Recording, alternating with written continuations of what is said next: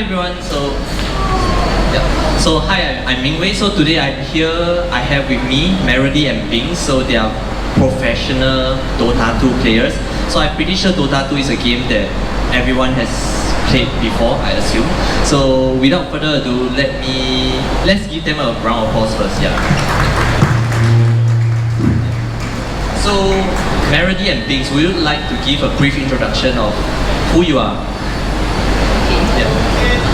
Hi, my name is Merody. So I've been playing Dota for about 10 couple of years. And I'm 26 this year. You're 26. How about you? Hi guys, I'm Amanda, otherwise known as Bings. I'm a full-time Twitch streamer. If you guys don't know what Twitch is an epic platform where you can watch like people do live stream stuff on the platform. So yeah. So what's your Twitch handle? It's just twitch.tv/Bings. Please follow me, thank you. Yeah, so those who haven't subscribed to her Twitch, take out your phone now, twitch.tv/Bings. Yeah. Okay, so take it down, okay. So thanks for speaking with me today. So would you maybe can you share with us how is it like being a professional athlete? In terms of lifestyle, maybe.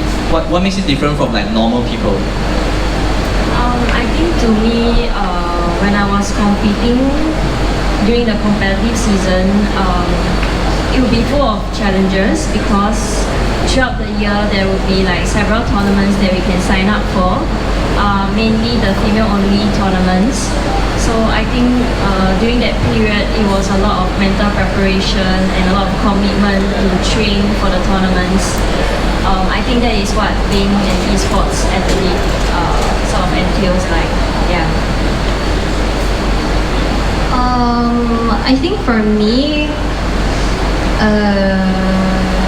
I guess there's a lot of preparation. There's a lot of scrims that we need to do together with the team. There's a lot of how do I explain it? A lot of analysis that we need to do together with our coach. So it's not just playing the games. After we're done with the games, we need to watch replays and talk about it and stuff like that. So it's very different from we just play a few bunch of games and then that's it, bye bye, we call it a day. We actually spend hours and hours talking, discussing about drafts and strategies and analyzing our opponents and stuff like that, and then thinking about the best way for us to synergize together.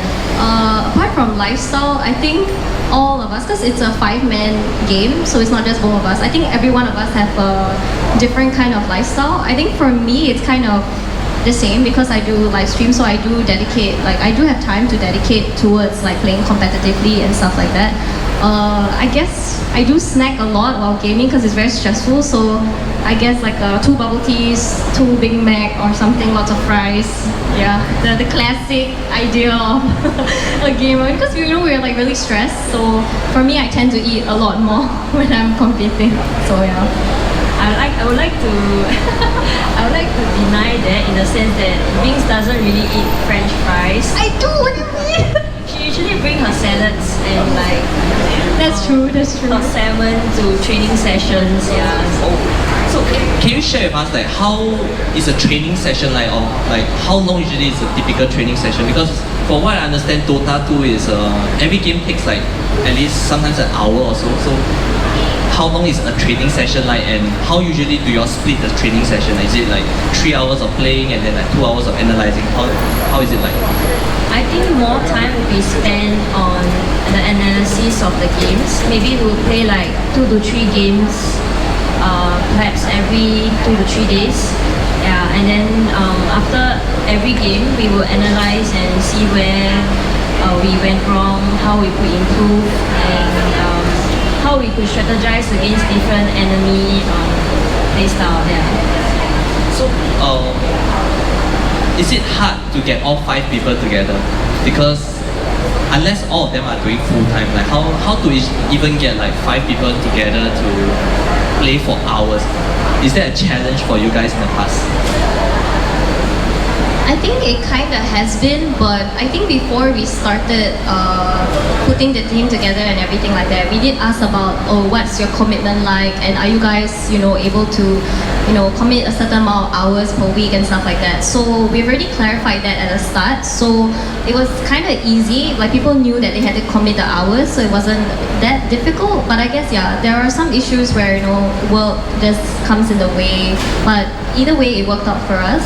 And sometimes we meet up to like play at the LAN itself as well. But when we do that, we go in with the intention of like what we're gonna play, what's the purpose of our games, and what we want out of it. So it's very productive, and after that we spend a lot of time with analysis and stuff. Yeah, so do you all do it full time at the point of time, or was it like only part time for all of you? It was part-time. Part-time. It was part-time for me as well. So how many hours do you all need to spend a week? Like roughly. I feel like it's like 9 or 12, 12 hours, like 3 times. I think it's between 12 to 16 hours per week. Yeah. That's quite a lot. Yeah. So other than this 12 to 16 hours, I'm pretty sure you all will play outside also, or will you all just only play during this like 12 to 16 hours? I think it depends on what's at stake. So for example, the Commonwealth Esports Games, we had the opportunity to like represent Singapore, provided we win the qualifiers. So obviously we had to work hard for it. So during that period, I remember like the entire team was like training very hard so that we can qualify to the trip to Birmingham. Yeah. So I also understand that in Dota 2 there's usually like 2 types. Like one is to represent your team and one is to represent your country. So is there any differences between these two? And do you think is it possible to be doing both and good in both, or what's the difference? Come again, I don't really understand. Okay, so like usually for Dota 2 you all can play as a team, so you all represent like a team or like a country, like you represent Singapore. So what's the difference between these two? Because some people might not like understand. Yeah. Because sometimes we see your team name, sometimes we see the country name. So what is the difference? I guess it's... We can share our FSL games. Yeah. I don't know, I think for me, like to be able to represent Singapore is really cool, because I would never expect that of all games, like Dota can be a representative. And we can represent Singapore by playing Dota. That's actually insane to me. I always thought like, for both of us, we've been playing in like normal female leagues, and we've been playing for female teams and participating in the female tournaments. So to be able to have the honor to represent Singapore and to play and represent and fly to different countries and stuff is really cool. So I guess it's like, it's just very cool. Yeah, unexpected. And I think back then, representing your country for esports is sort of something new in Singapore. Whereas in the other countries, it was quite, especially in the United States, it's quite common there. So when I share about this news to my colleagues or family, they will say, "Wow, you can fly to other countries playing esports." Then like, okay, that's quite cool because a lot of people apparently do not know that you can represent your country playing esports. Yeah, of course. I think there's always a stereotype when it comes to gaming. People think it's just like sitting down there and playing games, but I think there's more to that. There's like, you need to train, you need to analyze. It's literally like a real sport. So I was from an individual sport last time. I was from Taekwondo, and then you're like a team sport. So have you all faced any like challenges in a team sport? Because the reason why I chose to do an individual sport is because I find it hard to. There's a lot of challenges when it comes to team sport. So I was thinking that if I were to fail, I feel alone. It's better than dragging a team down. So can you share with us like what are the challenges of playing in a team sport rather than when you're playing alone? I think when you play with your team, you have to learn to, learn to to let your ego down a little bit, and you have to rely on others. It's not just about you, and you have to, yeah, you just have to learn to depend on your teammates and know that they can also, it's like we're all in this together kind of thing, and it's not just a one for all kind of situation. So I think for the team, like the way we played and the way we performed during the tournament was really, we learned to start depending on each other, and we carried each other through with the results. Yeah, versus it just like, oh, I want to do my own thing, I want to play this certain way, so we learn to let our ego down and just learn to rely on each other more.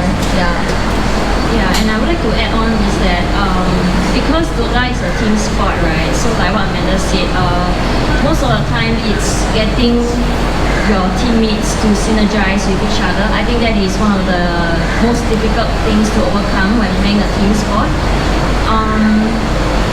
For skill-wise, obviously in a game like Dota, mechanical skill matters, but just like any other real skills in your real life, your skills can be honed.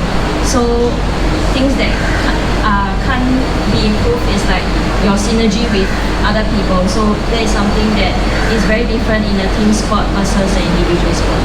That's very interesting to know, because I always played an individual sport, so I think it was quite interesting to hear a perspective from team sports players. So also, because the thing is, you all are doing only like for like part-time, so how do you all actually juggle between your life, or like rather your job and this as a, like, I would say, a part-time thing? Yeah. Because some people after work, they're already so tired, like how do you all still even find time, how do you all juggle between the both? Maybe I can share first. So I have a full-time job, and I feel that most of the time when I need to go for training sessions, I'll be very tired. But thankfully, like, my company supports my lifestyle and my hobby. So I think for that I'm very grateful for. So but I think it's not easy juggling between like a full-time job and playing for esports. So obviously when I grow older, I think the priorities also change a bit. I think for me, I'm generally quite good at managing my time, so I never really found it a problem, because I usually dedicate like evenings or nighttime to play games anyway. So I think it's more of like the attitude towards the gaming sessions just has to be more serious versus it just being for fun. Yeah. Okay, thanks for sharing. So moving on to the next topic is about like content creation and like live streaming. So can you guys share, like, okay, so you're doing content creation and live streaming, and you're not really doing like as much of that. So can you share with the rest, like, what are the pros and cons? Like, why do you choose to go to it, and why you didn't choose to go to it? Because when it comes to gaming, people will think that it's always like, oh, I play and then I stream myself. So maybe I can share like why I didn't pursue like content creation. I mean, I did try to stream like for fun and casually, but I think last time as a content creator, like starting out, it was very difficult to get over that first 10 viewers. And also, like, I would like to salute to all the content creators, because obviously if you wanna like amass a huge following, you need to put in a lot of effort in the content that you are creating. So I think it's not an easy job. I think for me, I didn't go in with the intention that I want to do content creation. Like, the reason I started streaming was just because it was a for fun thing. I didn't know that I would end up like doing it full time, or that I would, it becoming like a big thing. So it wasn't like a conscious effort per se. But I think the reason why I continue to pursue it is really mainly because of my community. I think it would be really very difficult for me to continue full-time streaming if it wasn't for my community, because they're the reason why I still keep going. Apart from it being like obviously very fun for like gaming and stuff like that. Yeah.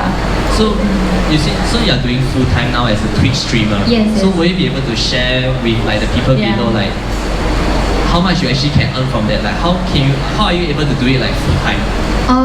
It's really epic because like my birthday just ended and I had a birthday stream, so I managed, but thanks to my community over there, I managed to get a car from them.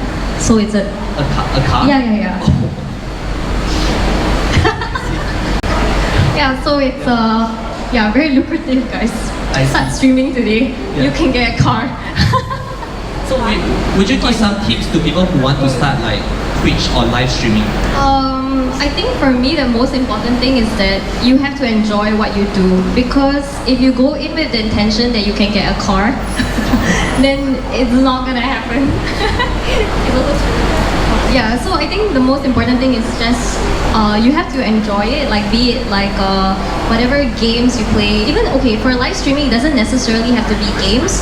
If you enjoy like cooking or building Lego or opening Pokemon cards, you can like do that. It doesn't have to be gaming. Like even right now, there's like a streamer over there. He's like doing IRL streaming.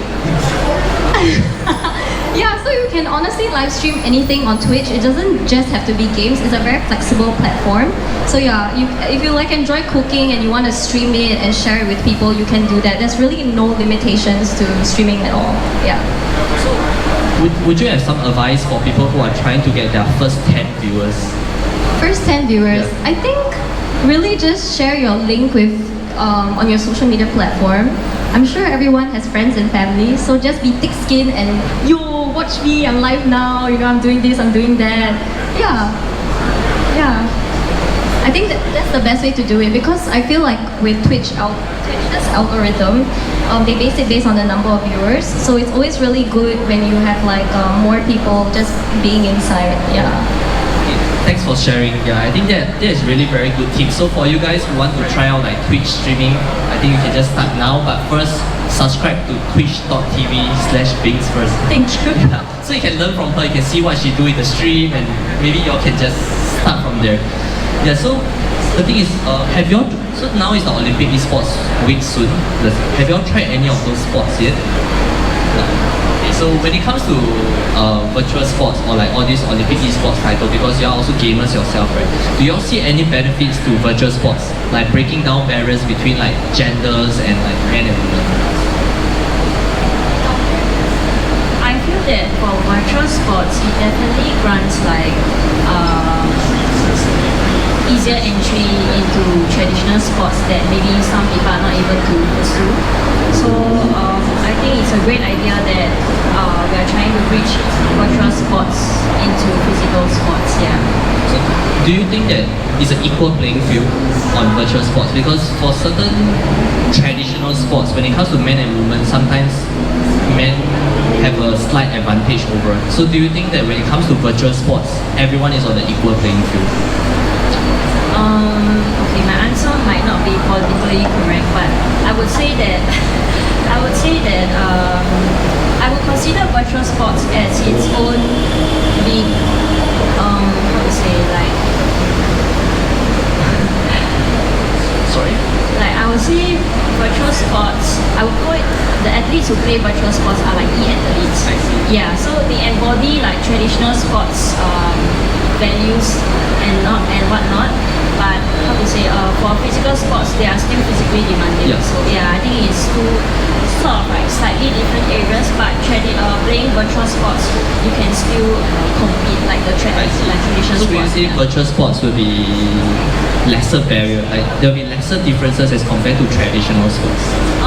Actually no, that's not what I mean. What I mean is like with virtual sports, I think a lot of people can participate. I see. Yeah. Okay. Because I think in traditional sports, you will have to compete with the leaderboard and whatnot. So I think you have to train physically also.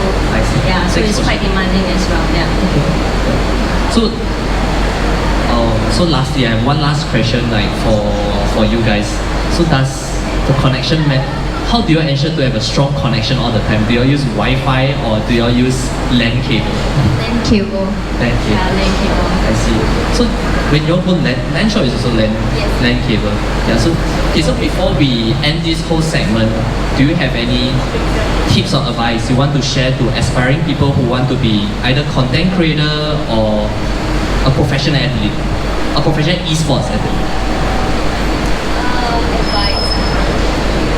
I think with anything that you do, if you want results from it, you have to put your heart into it. You have to prepare to put in the hours, the hard work, and stuff like that. So If you're not willing to do so, then might as well just not. I think you have to make the intention really clear as to why you want to pursue what you want to pursue, because pursuing competitive gaming, it's a lot of hours on end. So that's why when we came together as a team, we really had to like think about, oh man, we need to spend 12 to 16 hours a week dedicated to training. Are we willing to put in the hours? And we also have to take like leaves, like my teammates have to take leave off to fly and stuff like that.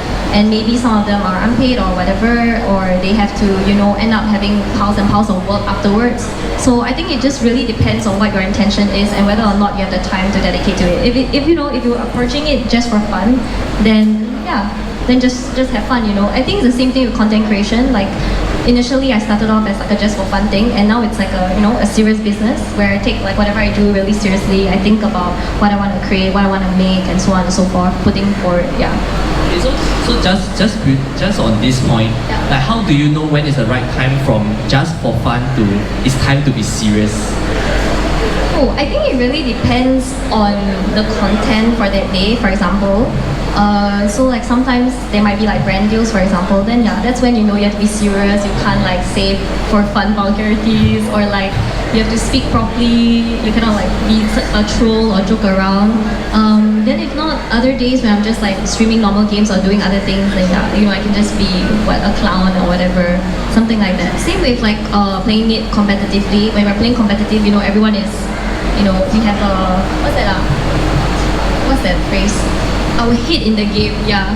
Yeah. We gotta like get in the zone, we cannot just fluff around and just like joke around with each other. Because it's not just, how do I explain this? Like if it's an individual sport, then it's on you. But if it's a 5-man team, if one person's a clown, we're like wasting everybody's time.